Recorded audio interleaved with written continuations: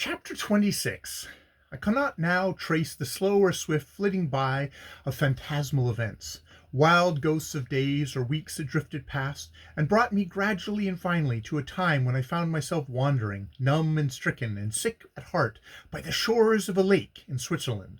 A small lake, densely blue, with apparently a thought in its depths such as is reflected in a child's earnest eye. I gazed down at the clear and glistening water almost unseeingly. The snow-peaked mountains surrounding it were too high for the lifting of my aching sight. Loftiness, purity, radiance were unbearable to my mind, crushed as it was beneath a weight of dismal wreckage and ruin.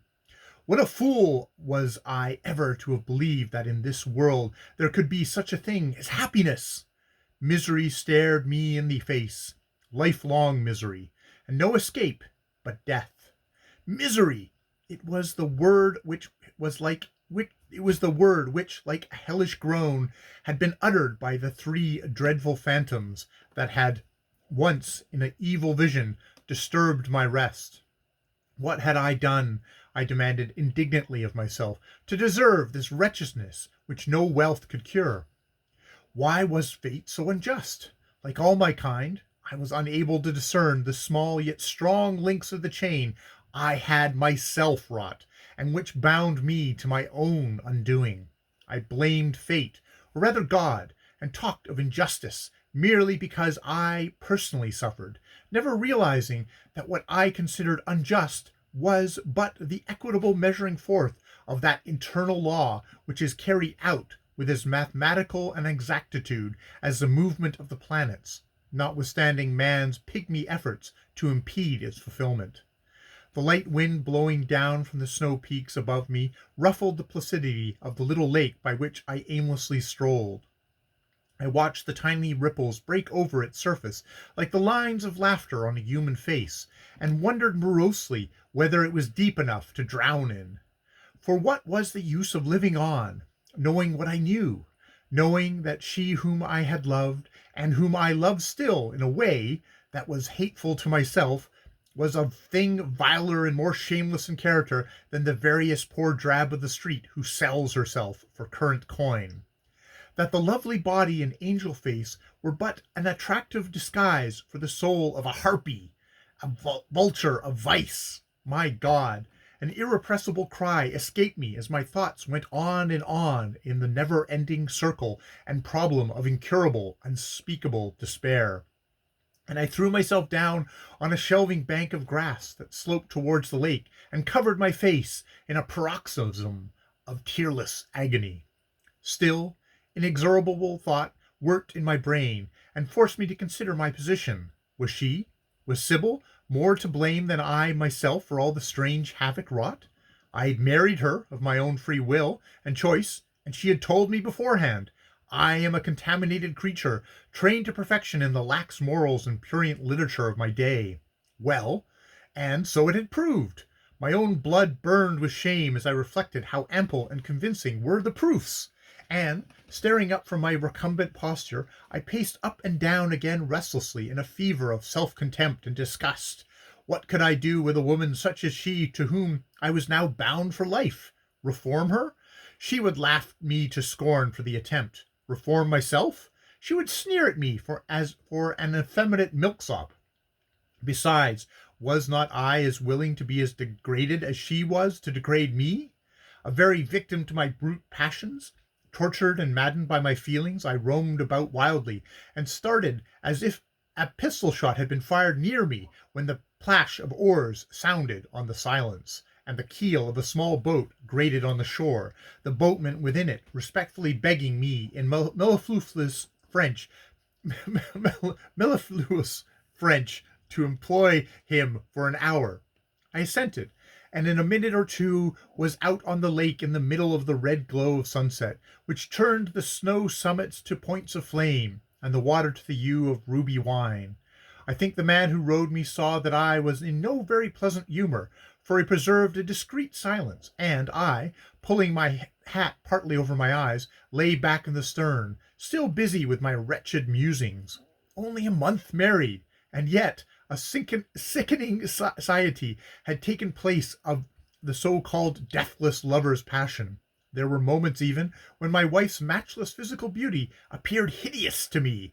I knew her as she was, and no exterior charm could ever again cover for me the revolting nature within. And what puzzled me from dawn to dusk was her polished, specious hypocrisy, her amazing aptitude for lies. To look at her, to hear her speak, one would have deemed her a very saint of purity, a delicate creature whom a coarse word would startle and offend, a very incarnation of the sweetest and most gracious womanhood, all heart and feeling and sympathy. Everyone thought thus of her, and never was there a greater error. Heart she had none. That fact was borne in upon me 2 days after our marriage, while we were in Paris, for there a telegram reached us announcing her mother's death. The paralyzed Countess of Elton had, it appeared, expired suddenly on our wedding day, or rather our wedding night, but the Earl had deemed it best to wait 48 hours before interrupting our hymeneal happiness with the melancholy tidings. He followed his telegram by a brief letter to his daughter, in which the concluding lines were these: As you are a bride and traveling abroad, I should advise you by no means to go into mourning. Under the circumstances, it is really not necessary. And Sybil had readily accepted his suggestion, keeping generally, however, to white and pale mauve colorings in her numerous and wonderful toilettes, in order not to outrage the proprieties too openly in the opinion of persons known to her, whom she might possibly meet casually in the foreign towns we visited. No word of regret passed her lips, and no tears were shed for her mother's loss. She only said, "What a good thing her sufferings are over." Then, with a little sarcastic smile, she had added, "I wonder when we shall receive the Elton Chesney wedding cards." I did not reply, for I was pained and grieved at her lack of all gentle feelings in the matter, and I was also, to a certain extent, superstitiously affected by the fact of the death occurring on our marriage day. However, this was now a thing of the past. A month had elapsed, a month in which the tearing down of illusions had gone on daily and hourly, till I was left to contemplate the uncurtained bare prose of life and the knowledge that I had wedded a beautiful feminine animal with the soul of a shameless libertine. Here I pause and ask myself, was not I also a libertine? Yes, I freely admit it, but the libertinage of a man, while it may run to excess in hot youth, generally resolves itself under the influence of a great love into a strong desire for undefiled sweetness and modesty in the woman beloved. If a man has indulged in both folly and sin, the time comes at last when, if he has any good left in him at all, he turns back upon himself and lashes his own vices with a scorpion whip of self-contempt till he smarts with the rage and pain of it, and then, aching in every pulse with his deserved chastisement, he kneels in spirit at the feet of some pure, true-hearted woman whose white soul, like an angel, hovers compassionately over him, and there lays down his life, saying, "Do what you will with it, it is yours." And woe to her who plays lightly with such a gift, or works fresh injury upon it. No man, even if he has in his day indulged in rapid living, should choose a rapid woman for his wife. He had far better put a loaded pistol to his head and make an end of it. The sunset glory began to fade from the landscape as the little boat glided on over the tranquil water, and a great shadow was on my mind, like the shadow of that outer darkness which would soon be night. Again I asked myself, was there no happiness possible in all the world? Just then the Angelus chimed from a little chapel on the shore, and as it rang, a memory stirred in my brain, moving me well nigh to tears. Mavis Clare was happy. Mavis, with her frank, fearless eyes, sweet face, and bright nature. Mavis, wearing her crown of fame as simply as a child might wear a wreath of May blossom. She, with a mere moderate share of fortune, which even in its slight proportion was only due to her own hard, incessant work. She was happy, and I, with my millions, was wretched. How was it? Why was it? What had I done? I had lived as my compeers lived. I had followed the lead of all society. I had feasted my friends and effectually snubbed my foes. I had comported myself exactly as others of my wealth comported themselves, and I had married a woman whom most men, looking upon once, would have been proud to win. Nevertheless, there seemed to be a curse upon me. What had I missed out of life? I knew, but I was ashamed to own it, because I had previously scorned what I called the dream nothings of mere sentiment, and now I had to acknowledge the paramount importance of those dream nothings out of which all true living must come. I had to realize that my marriage was nothing but the mere mating of the male and female animal, a coarse bodily union, and no more, that all the finer and deeper emotions which make a holy thing of human wedlock were lacking: the mutual respect, the trusting sympathy, the confidence of mind with mind, the subtle inner spiritual bond which no science can analyze, and which is so much closer and stronger than the material, and knits immortal souls together when bodies decay. These things had no existence, and never would exist between my wife and me. Thus, as far as I was concerned, there was a strange blankness in the world. I was thrust back upon myself for comfort, and found none. What should I do with my life, I wondered drearily. Win fame? True fame, after all? With Sybil's witch eyes mocking my efforts? Never! If I had ever had any gifts of creative thought within me, she would have killed it. The hour was over. The boatman rowed me in to the land. I paid and dismissed him. The sun had completely sunk. There were dense purple shadows darkening over the mountains, and one or two small stars faintly discernible in the east. I walked slowly back to the villa we were staying, a dependence, belonging to the large hotel of the district, which we had rented for the sake of privacy and independence, some of the hotel servants being portioned off to attend upon us. In addition to my own man Morris and my wife's maid, I found Sybil in the garden, reclining in a basket chair, her eyes fixed on the afterglow of the sunset, and in her hands a book, one of the loathliest of the prurient novels that have been lately written by women to degrade and shame their sex. With a sudden impulse of rage upon me which I could not resist, I snatched the volume from her and flung it into the lake below. She made no movement of either surprise or offense. She merely turned her eyes away from the glowing heavens and looked at me with a little smile. "How violent you are today, Geoffrey," she said. I gazed at her in somber silence. From the light hat with its pale mauve orchids that rested on her nut-brown hair, to the point of her dainty embroidered shoe, her dress was perfect, and she was perfect. I knew that, a matchless piece of womanhood. Outwardly, my heart beat. There was a sense of suffocation in my throat. I could have killed her for the mingled loathing and longing which her beauty roused in me. "I am sorry," I said hoarsely, avoiding her gaze, "but I hate to see you with such a book as that." "You know its contents?" she queried, with the same slight smile. "I could guess." "Such things have to be written, they say nowadays," she went on, "and, certainly, to judge from the commendation bestowed on these sorts of books by the press, it is very evident that the wave of opinion is setting the direction of letting girls know all about marriage before they enter upon it, in order that they may do so with their eyes wide open, very wide open." She laughed, and her laughter hurt me like a physical wound. What an old-fashioned idea the bride of the poets and 60 years ago romantists seems now, she continues. Imagine her, a shrinking, tender creature, shy of beholders, timid of speech, wearing the emblematic veil, which in former days, you know, used to cover the face entirely as a symbol that secrets of marriage were as yet hidden from the maiden's innocence and ignorant eyes. Now the veil is worn, flung back from the bride's brows, and she stares unabashedly at everybody. Oh yes, indeed, we know quite well what we are doing now when we marry, thanks to the new fiction. "The new fiction is detestable," I said hotly, "both in style and morality. Even as a question of literature, I wonder at your condescending to read any of it. The woman whose dirty books I have just thrown away, and I feel no compunction for having done it, is destitute of grammar as well as decency." "Oh, but the critics don't notice that," she interrupted, with a delicate mockery vibrating in her voice. "It is apparently not their business to assist in preserving the purity of the English language. What they fall into raptures over is the originality of the sexual theme. Though I should have thought that all such matters were as old as the hills. I have never read reviews as a rule, but I did happen to come across one on the book you have just drowned, and in it the reviewer stated he had cried over it." She laughed again. "Beast!" I said emphatically. "He probably found in it some glozing over of his own vices. But you, Sybil, why do you read such stuff? How can you read it?"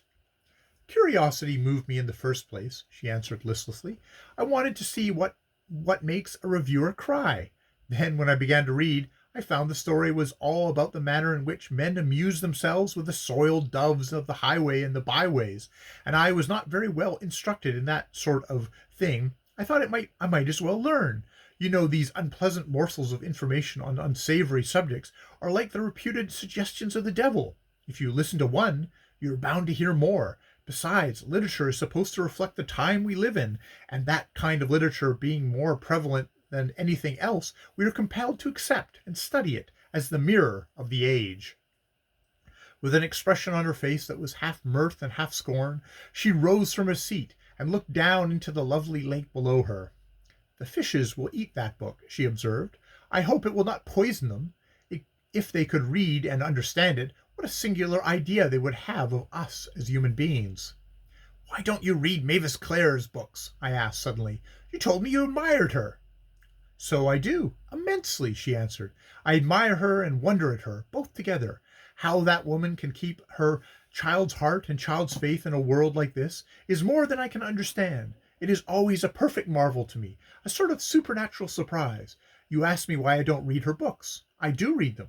I've read them all over and over again, but she does not write many, and one has to wait for her productions longer than for most authors. When I want to feel like an angel, I read Mavis Clare, but I more often am inclined to feel the other way, and then her books are merely so many worries to me." "Worries?" I echoed.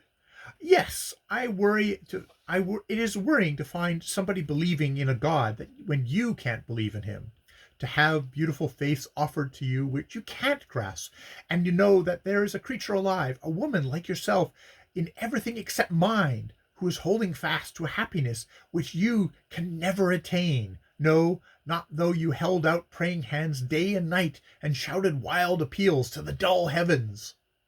At that moment she looked like a queen of tragedy, her violet eyes ablaze, her lips apart, her breasts heaving. I approached her with a strange nervous hesitation and touched her hand. She gave it to me passively. I drew it through my arm, and for a minute or two we paced silently up and down the gravel walk. The lights from the monster hotel which catered for us and our wants were beginning to twinkle from basement to roof, and just above the chalet we rented, a triad of stars sparkled in the shape of a treophil. "Poor Geoffrey," she said presently, and with a quick upward glance at me. "I'm sorry for you. With all my vagaries of disposition, I am not a fool, and at any rate I have learned how to analyze myself as well as others. I read you as easily as I read a book. I see what a strange tumult your mind is in. You love me, and you loathe me, and the contrast of emotions makes a wreck of you and your ideals. Hush, don't speak. I know, but what would you have me be? An angel? I cannot realize such a being for more than a fleeting moment of imagination. A saint? They were all martyred. A good woman? I have never met one. Innocent? Ignorant? I told you before we married that I was neither. There is nothing left for me to discover as far as the relations between men and women are concerned. I have taken the measure of the inherent love of vice in both sexes. There is not a pin to choose between them. Men are no worse than women, women no worse than men. I have discovered everything except God, and I conclude no God could have ever designed such a crazy and mean business as human life." While she thus spoke, I could have fallen at her feet and implored her to be silent, for she was, unknowingly, giving utterance to some of the many thoughts in which I myself had frequently indulged, and yet, from her lips they sounded cruel, unnatural, and callous to a degree which made me shrink from her in fear and agony. We had reached a little grove of pines, and here in the silence and shadow I took her in my arms and stared disconsolately upon the beauty of her face. "Sybil," I whispered, "Sybil, what is wrong with us both? How is it that we do not seem to find the loveliest side of love? Why is it that even our kisses and embraces, some implacable darkness comes between us, so that we anger or weary each other when we should be glad and satisfied? What is it? Can you tell? For you know the darkness is there." A curious look came into her eyes, a faraway, strained look of hungry yearning, mingled, as I thought, with compassion for me.